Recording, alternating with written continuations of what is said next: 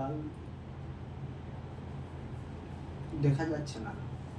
তো সবচেয়ে বড় বিষয় হচ্ছে এই যারা প্রোটেকশন দিতে চাইছেন এই দুর্নীতিকে, কারাপশনকে, তারা কি আদৌ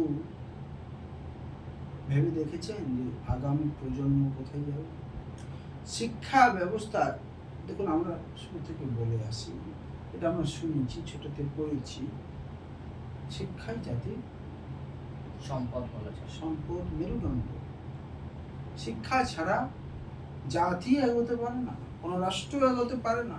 বিবেকানন্দ বলেছিলেন যে ভারতবর্ষে এমন কোনো সমস্যা নেই যা শিক্ষার জাদু বলে সমাধান করা যায় না। একদম খুব ঠিক কথা বলেছিলেন স্বামী বিবেকানন্দজি। স্বামী বিবেকানন্দ বাঙালিদের একটা বিশাল বড় একজন ব্যক্তি। উনি বাঙালি সমাজকে রিপ্রেজেন্ট করেছেন। সেই রকম ব্যক্তি যখন বলেছেন শিক্ষার ব্যাপারে এরকম কথা, সেইখানে শিক্ষায় দুর্নীতি, বাংলা পশ্চিমবঙ্গের কোটি কোটি মানুষ কি জন্য মানবে? এটা মানা উচিত না। এই দুর্নীতির বিরুদ্ধে সোচ্চার লড়াই করা উচিত।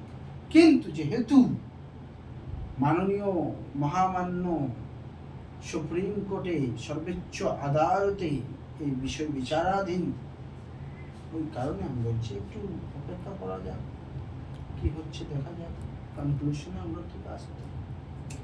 একটা প্রশ্ন উঠছে যে রাজ্যে দুর্নীতিগ্রস্ত যারা ব্যক্তি, মানে দুর্নীতি অভিযুক্ত যারা তাদের কি আদৌ কোনো শাস্তি হবে?